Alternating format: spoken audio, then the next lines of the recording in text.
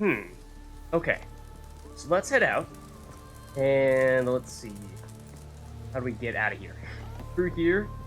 And we've not yet explored the entirety of the actual village itself. I think for the most part we went straight into the tavern there.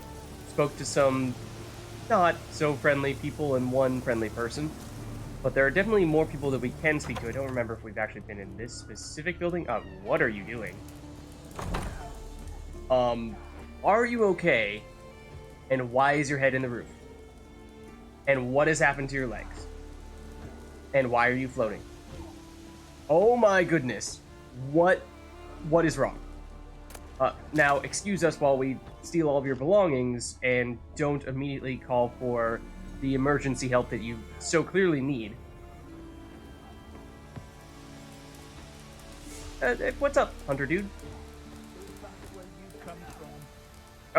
Yeah, no, I definitely will. I have no interest in sticking around and having whatever happened to you also happen to us. That does not look like a pleasant existence by any means.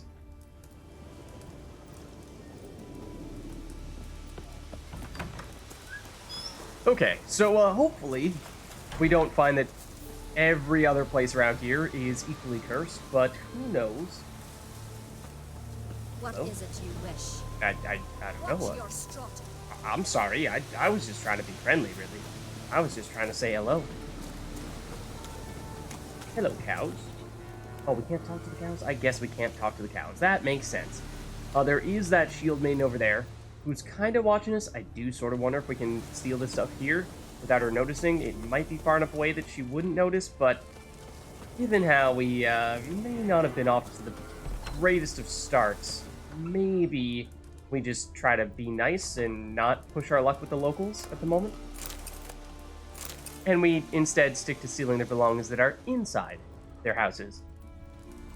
Oh, that generally being much more socially acceptable for reasons. Though it seems like you guys have no shortage of things for us to steal. You have specter dust in your home. Alright, old man. Whatever you say. And more of it at that. Yeah, what is your deal?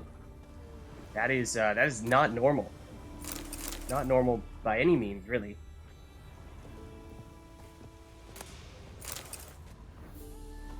Maybe he's the real Witcher.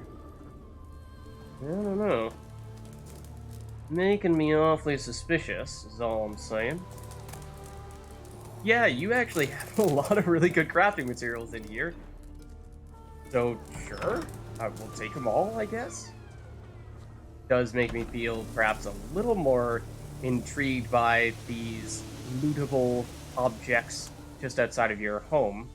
But I do wonder if this person may or may not see us. I mean, we could try doing it and then just not confirm it and see if she gets mad at us, or that cow might rat us out.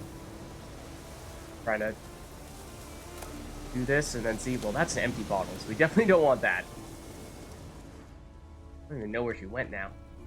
Oh, she's walking closer. Oh dear. Okay. Let's not mess with that then. Let's just carry on here and ignore the fact that we were considering stealing from those people and out in the open. It does look like there are far more people over in this section of town, though. It is nighttime, so I suppose there's a chance that this would be a little more lively during the day. So come on, Carol. Well, my dad's off fighting the black. Okay, that's an herb. Ever fight a dragon? More the usual alcohols. Anything else? Expecting more the drinks. Yeah, that's what we typically find around here. Oh, what a sword! You just ask us if we want a sword? You not see that we have two strapped to our back right now? Clearly, we have no shortage of swords. But I appreciate the offer, no less. Okay, shall we chat with you? Okay.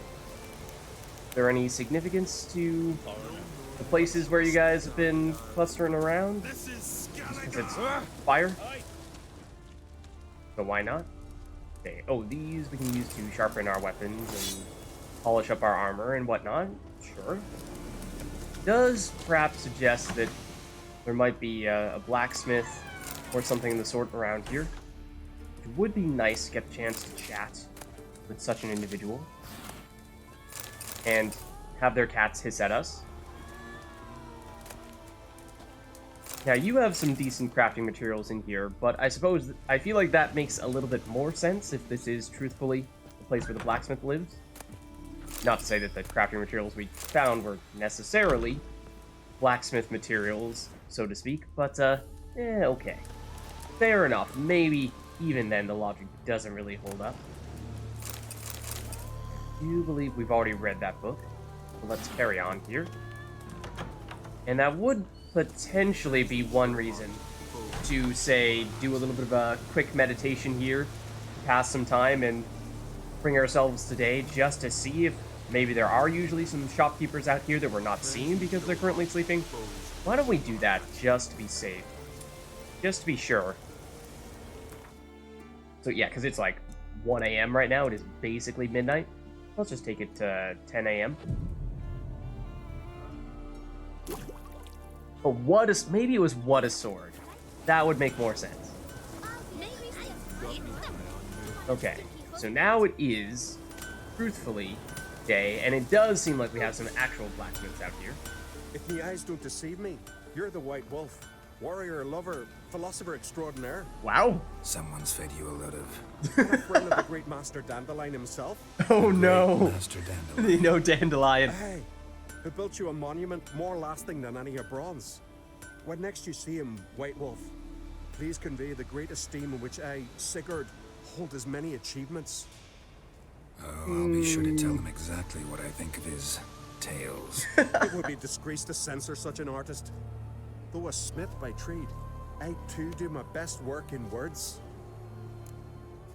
Okay. Very interesting. So this does appear to be the blacksmith we were looking for. Let's check what you have in terms of items we can buy or sell. Then we'll probably want to play you at Gwent. Wouldn't mind a look at your wares. Catch you later, Rumi. Have a good night. Thanks for stopping by. Let's see, yeah. My guess would be that most of these things are too high level for us based on these X's here, but are the things that we can still equip worth picking up? That's a large critical hit chance, or critical hit damage bonus, little bit of crit chance. We are largely a crit-based build. If we compare that to our existing silver sword, it is higher damage, actually considerably higher damage. We'd lose out on some of the bonuses to our signs. In many ways, this actually is an upgrade, despite it technically being a little bit lower rarity. I think that's largely because our existing sword is a level 18 sword, whereas this one is a level 23 sword, and we are currently level 23, so this one that this person is selling is a perfect match in that sense. And in terms of the type of build we are running, it does seem like this could work quite well for us in that regard as well. So that's tempting. Let's just take a closer look at what some of the other things you have are, because you do have other crafting diagrams. We've seen some of these from other shopkeepers in Skellige, and we've been asking ourselves, are these really good crafting recipes that we want to make sure we're picking up, or is it just that we're seeing that they require high levels like level 26, so they look really good, but in truth, oh, hold on, what am I doing? But in truth, it's just that they're for much later on in the game when we are not really able to, or when things are all going to be way better than what we currently have. This is definitely worth picking up. Master Weapon Repair Kit. Let's do that. That only costs 26 coins as well, so that's quite cheap. And I think something we could find very useful, like this, for example. The numbers look fantastic, but at the same time, this is a level 46 sword, so that is just, like, so far in the future that I would have to imagine at that point in time we'll have a whole world of other options in terms of swords, and so that's probably a little too far in advance to be thinking about trying to make something like that. Level 37, level 45, similar story there. So I think this one may be the level 26 one, but still, we might be able to hold off on that for now, and other valuable crafting materials for sure. And we've done our fair share of selling some of those things, so let's make sure we sell some of our just junk items that are hanging out over here, like our random hatchets and whatnot, blunt axes and Skellige long swords that aren't doing us many favors. Do we feel as though we really want / need this sword, though? Because we definitely could upgrade a lot of our gear at this point. It's been a while since we did a pretty comprehensive gear overhaul, but I do wonder if it's worth, instead of just buying the first thing that shows up here, we have seen a lot of new weapons and new armor that are now available to us since we started checking out Skellige. And I do think that maybe it is best if we can find a way to upgrade our existing armor, because we are currently using some of that Witcher gear, and like you guys were saying, we should be able to upgrade that if we can find someone who is a skilled enough blacksmith, weaponsmith, to make that happen. So, like, for example, this person is not going to be able to create the upgraded versions of the cat school gear is what we are using right now. Let's just check it out real quick. We could make some of the rune stones, though I'm not sure that's, or actually specifically the glyphs, not the rune stones, but not sure that's terribly pressing right now either. Oh, can you? Can you only make that stuff? Maybe? Alright, either way, I don't think there's anything that's super pressing for us to pick up. Interesting option from the sword, yes. But I think we're, like I said before, at no shortage of options, and it may be best if we are a little bit more patient, and rather than taking the thing that is just shining and directly in front of us, making a point of taking what is actually the best thing for us, which probably would be upgrading our existing gear rather than buying something new. Yeah, I think it's time for some cardsmithing. I think you're right. So we'll just throw in the usual cards. Gwent wouldn't be bad. I was thinking of Go Fish, actually. So this is a random person, I think. I don't think this person is tied to any quests, so I'm pretty sure we might be able to get away with using one of our one of the decks that we don't use as often, because right now our strongest deck is definitely Northern Realms. But we've been doing a lot of that, or at least had been doing a lot of that. So we've been testing out some more Nilfgaard, and where did Scoia'tael go? And Scoia'tael. I think this is probably another opportunity to do just that. And I'm trying to remember which one we've done more of as of late, Scoia'tael or Nilfgaard. I think we've done more Scoia'tael. I think our Scoia'tael deck is probably a little bit stronger than our Nilfgaard deck at the moment. Let's try Nilfgaard, and if we can't get away with a win when we're using what is definitely not our best deck, then we can try again and use something that definitely would be more effective.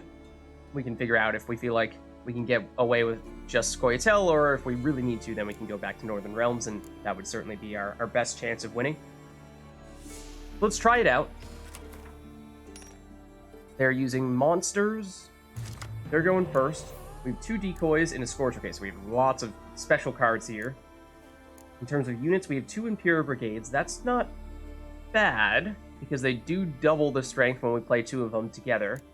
That makes them 6 strength, but I think we have more of these in our deck. Ideally, we'd have more still. That way we can get them doubled even more.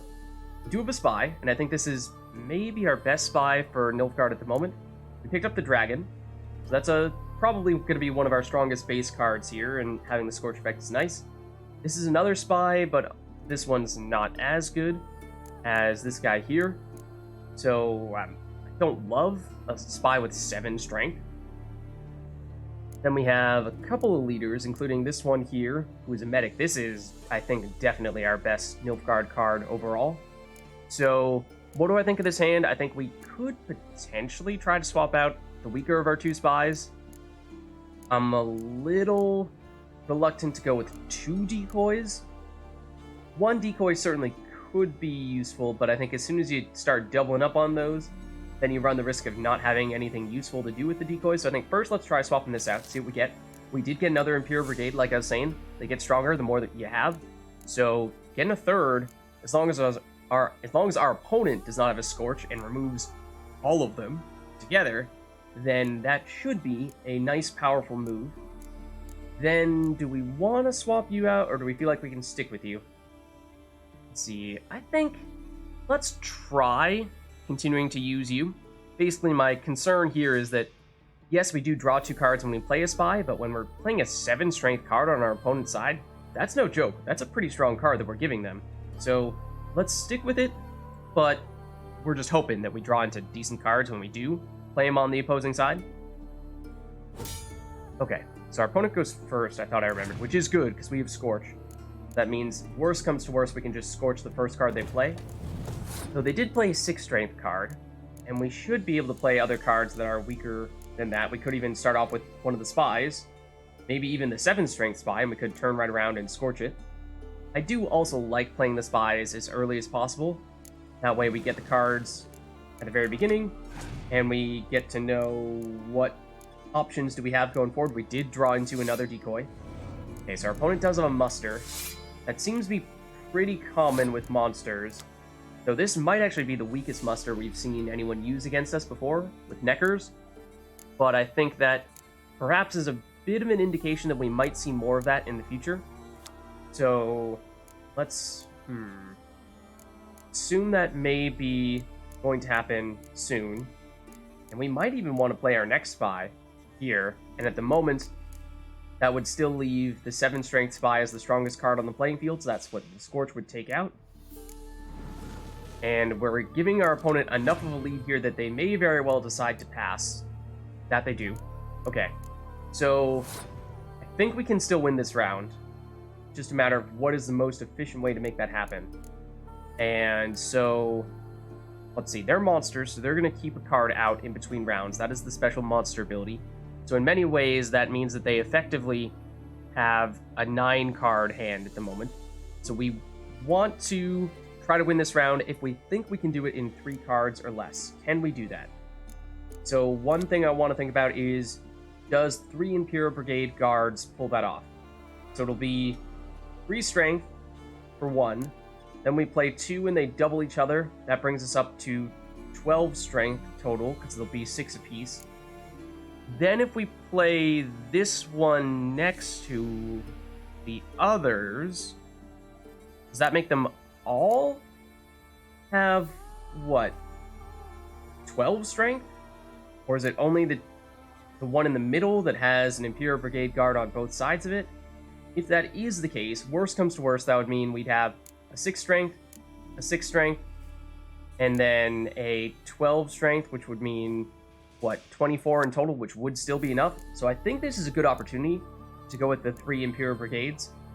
It is also a way to make sure that our opponent is not going to Scorch us, because they have already passed, so we know they won't have the opportunity to do that, whereas if we were to do this when they have still the ability to play more cards, then we'd be vulnerable. We try this. Oh, and it's 9. Oh, okay. It's actually... So that means that it doesn't... I guess the way in which that that math is happening, I miscalculated a bit in that I thought it was going to double the double. I thought it was going to go from 6 to 12 rather than 3 to 6 to 9. Fortunately, though, it did double all of them. So in the end, it did still work out. We're at 27, so we did win this one in 3 cards, meaning that we'll have 9 cards. They'll have 8, but they'll leave a card out there. So effectively, that means that we're looking at 9 cards apiece, but we have a victory for round 1, so we still, I think, 1 out in that exchange there. And we go first here. And I do wonder, I mean, when our opponent has the only card out there, it is very tempting to throw out a Scorch and just remove that. But I think we can do better. I think we can, because we have the Dragon, who is basically a close combat specific Scorch. As long as we wait a little bit longer until our opponent has 10 strength in the melee row, and I think that is pretty common for monsters to have cards in the melee row, so I think that's a pretty safe bet that we can wait on the Dragon to at least be able to Scorch something in the melee row. And I think what we can also do is we can play a hero. That way we do have a card out, yes, but it is immune to the Scorches. And that means that we're giving our opponent a little more time to play a little more cards, and maybe something bigger that we would rather Scorch. That's a muster. Oh, this is going to be the perfect Scorch opportunity right here. Okay, not quite as much as it could have been, because I was expecting more than just 1 additional rockets to come out with the muster ability here. But the reason why my eyes lit up when I saw our opponent play this is because that means that our opponent now has 3 cards that are all the highest units out there, other than the hero, because the hero is immune. So that means a Scorch would remove every single one of these, and that could work for, I think, either the Dragon or the Scorch card directly. Destroy your enemy's strongest close combat unit if the combined strength of all his or her close combat units is 10 or more. So I think we play this, or actually, the downside of playing this is that while it would remove all of these cards on our opponent's side, we would then have the strongest card out on the playing field. So this would then become the Scorch target, which is a little bit concerning because we are still holding on to a Scorch. So although it works short term, long term it does make us a little bit vulnerable. So I do love the opportunity, but maybe this is a time when we would rather use Scorch the card instead of Scorch tied to the Dragon.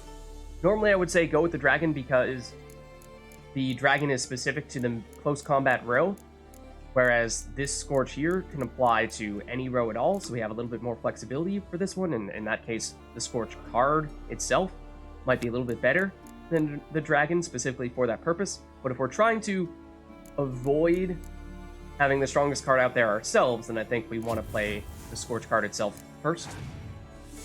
Leave the Dragon in our hand for now. We hope that our opponent has, yes, more in the melee row. And, well, same concern here. Oh, okay, so this one doesn't work quite as well. Problem with this one is, yes, they are definitely above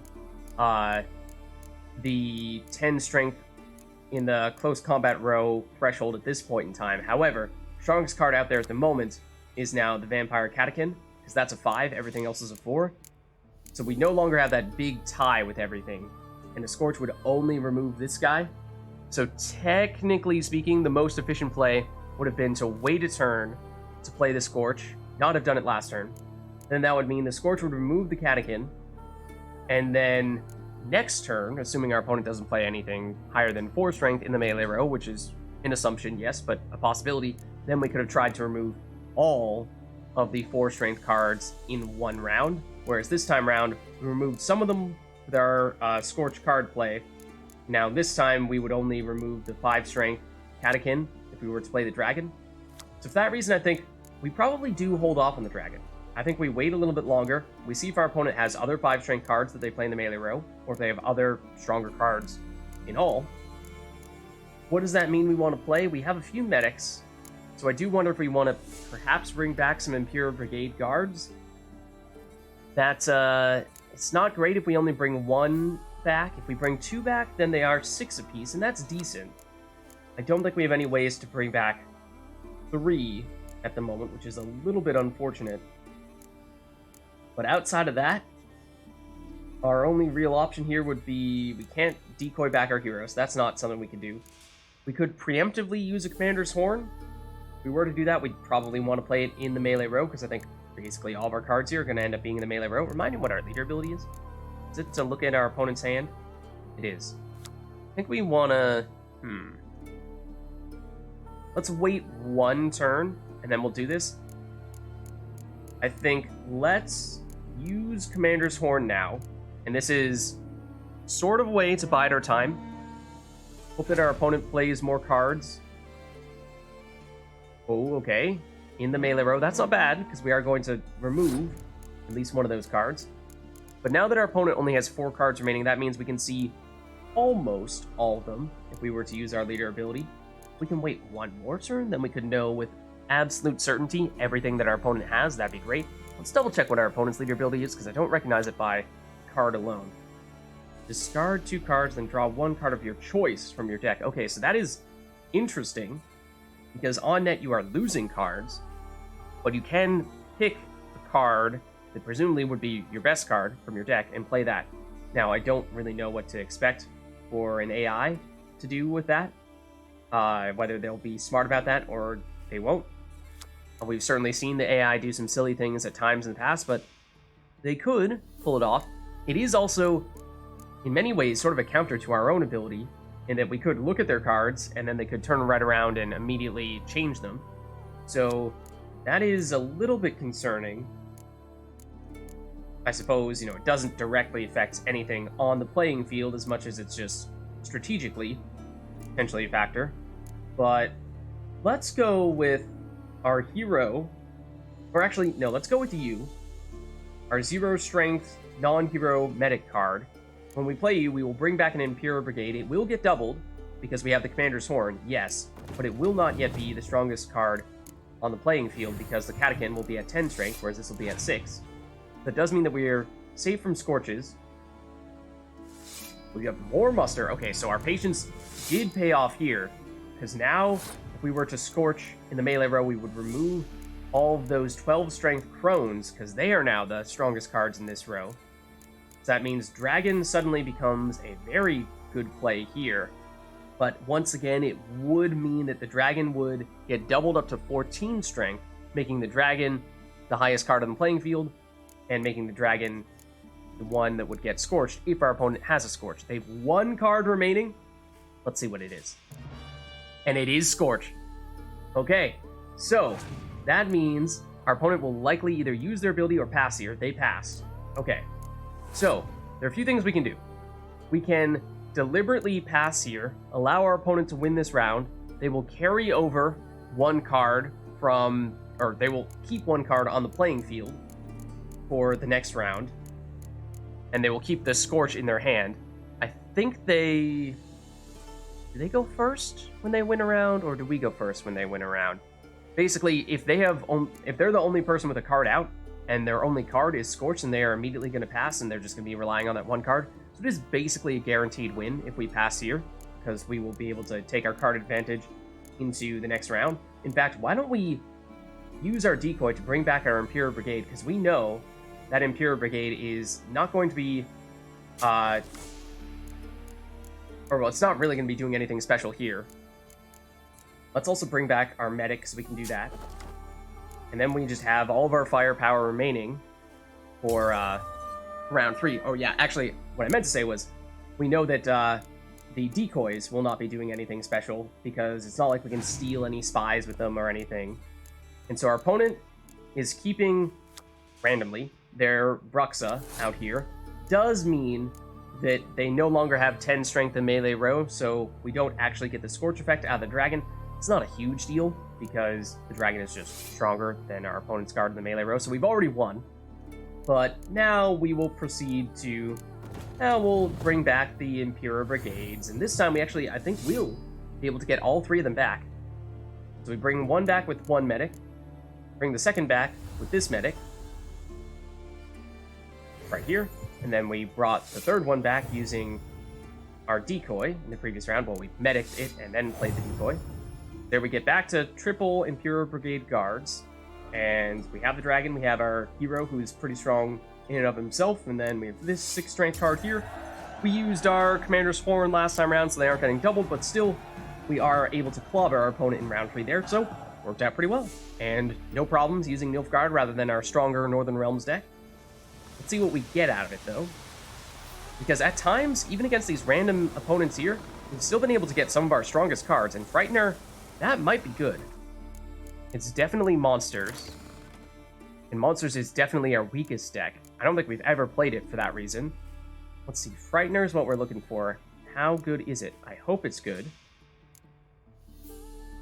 Have I passed it already? There it is. It's 5 strength, which is remarkably average. It's something that wouldn't make the cut for Northern Realms. For other decks, it might. In many ways, I sort of draw the 5 strength, or I consider the 5 strength cards with no special abilities as sort of the line between anything better than that is at least decent to good, whereas anything lower than that is definitely bad. So it's certainly for our weakest deck here, Monsters, it's okay, because I think we are still short on just those plain and simple 5 strength cards like the Griffin, Grave Hag, and Plague Maiden, and Forktail, all these. And we are quite low on the stronger cards like the Crones or the Fiend. Fiend is just normal 6 strength, doesn't have any special abilities like the Crones, so we have a lot of catch up to do on Monsters. So it's going to be a slow process, I think, for Monsters to try to claw themselves into relevancy, but hopefully we'll find a way to get there. That was you. At your service. You're the other blacksmith. And I was kind of thinking that you were going to be the primary person because you were up front here, but it was actually that guy there. So good thing that we made a point of turning things into day, because otherwise we probably would have missed that person. I do wonder if there might be other people, even in the areas that we've already been to in town, that we might have missed because we were walking around at night. Definitely not been in this building yet, though, so let's do some looting here. Then we'll just do a quick check back, see if there's any obvious shopkeepers that we missed to, or other NPCs that we might want to make a point of speaking to before we head on outside of the city. We might be fine here. I think it should be pretty clear if we're missing anyone big. More guards, that's fine. These people are all sleeping. And I don't think any of them are terribly significant. More people over here, but I think you are also all just generic Skelligers. Oh, these two, though. Grim and Bookie. That sounds like this might be either one of the fights, or I think it's going to be one of the fights. Let's just double check. You know me?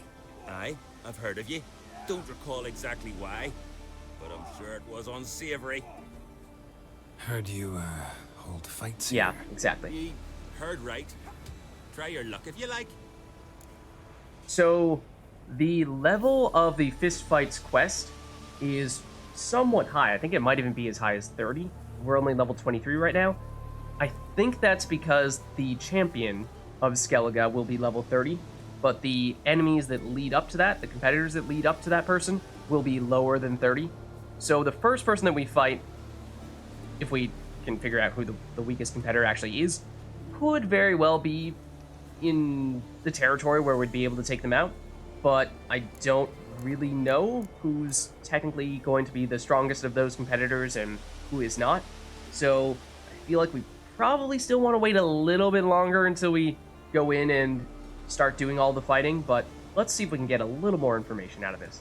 Who's my opponent? Haha, curiosity's bit you, eh? His name's Grim. He's a lumberjack. Okay. Spends winters brawling in taverns. Tried to win the championship this season, but twaddle. Nothing came of it. Yeah, so he's not the champion, we know that much, but I think you do need to beat everyone else before you can face the champion. Don't know if the fact that he attempted to compete in the championship match is an indication that this might in fact be the second strongest of the fist fighters, because I do think that every fist fighter that you face is a different level. So I do think that for that reason, ideally we would start with the person who is the lowest level of all the people in Skellige who we fist fight, and then work our way up. But those first, I think it's 3 people that you fight, you can fight them out of order. You could fight what would amount to the second strongest person first, when that's not really what we're looking to do here. I'll try So I another think time. let's pass for now, and we'll wait until we're a little bit higher than just level 23, and then at that point, hopefully we'll feel a little more comfortable taking on a fist fighter regardless of whether they're the weakest or the strongest, and then it won't matter. So we'll just take them on either way. We're definitely walking out of town here for now, but okay, I was just going to say I see the enemy out there and was wondering what the deal is. I don't really have any quarrel with the bear other than that it is a white bear whose hide is worth a little bit more, but we'll let sleeping bears lie.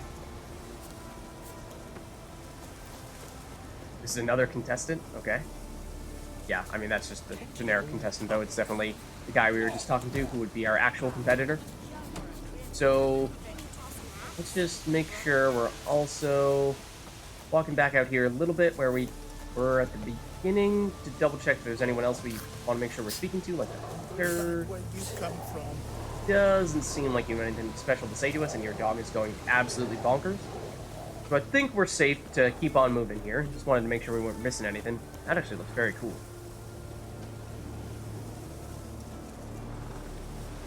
I like it. I like it. Alright, let's move on though.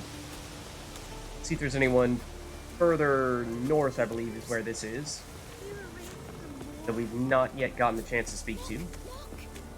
But I think for the most part, this is going to take us over to the shore, which is fine, but you, boat right? You have anything to say to us? You look awfully full of yourself. Fishermen. There's also definitely stuff here that we could take. I don't think these random villagers would get mad at us for stealing, but there are definitely still... Where are they? There are other people who are fairly common for us to run into, like the shield maidens, who would probably not be pleased. No, I'm not seeing any in the immediate vicinity. Maybe it'd be fine, I don't know. Also, what is this building? What happened here? Okay, it's odd, but sure. I think for the most part, though, we're actually looking ahead in this direction. We may want to go via boat. Let's double check on our map. We're looking to go either here, or we want to get here. The question is, do we take this boat and sail over, or do we go a little bit further east and walk over what looks like is a possibly broken bridge, but maybe possible to make that crossing on foot / via swimming, whereas this one we probably would want to go via boat? I don't know. Let's try with the boat because we're here right now, but we might want to just check to see what the deal is. Can we jump in the boat? Can we not? Can we punch the boat? That seems like a thing we might want to try to do. Except not. Okay. Let's head on out. And it does appear as though we can just steal your boat. So, sure. Okay, there are definitely sirens? Or the stronger version of the sirens over there. And lots of them. Like, a whole lot of them. In fact, yeah, there's almost no ground that we need to cover via boat here.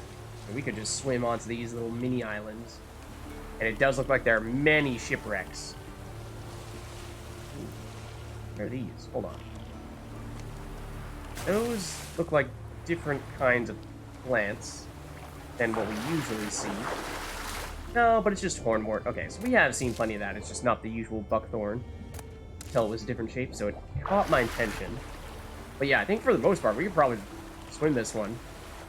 I mean, not sure we can walk up onto that, but the only concern I have is that will these sirens / super sirens start trying to attack us while we are swimming, in which case it might be kind of hard to defend ourselves. That would be less than ideal. If we could get up on this on foot, that'd be helpful, though. Can we actually get you mad at us from here? That would be kind of nice. You're getting close. It does make me wonder if we can pick a fight with you from here. This is a pretty small little island to be fighting from. So maybe reason for some caution, but there's a lot of them. I can say that much, and yes, there are definitely shipwrecks. Like, you feel like you are so close to us. I'm very surprised that you have not taken notice of us. Is there anything on this actual island that we should be trying to loot? I feel like there could be. What was that? Oh, someone might be... Yes, someone has seen us now. Okay, there we go. I was gonna say, my controller started vibrating right when I saw something lighten up down there, and I didn't know if that was because we found something interesting, or if one of these fly dudes finally started thinking they wanted to fight us, though I don't know where it went. It feels like it has now run off, because I no longer see it. So, I think, let's actually try going more the walking route here. And by walking route, I mean swimming over what was originally going to be that broken bridge walking route we were talking about that we might want to take. Can you jump this, Daryl? There we go. Once again, I feel like there should be some loot here. But with all the turned over ships and whatnot, feels like, you know, there'd be the remains of the stores that these people had on their ships. Some chests, some crates, and all that, but not seeing any at the moment. And I think we saw that, yes, the enemy that did catch our attention for a little while was, in fact, one of those super sirens, level 19, I want to say.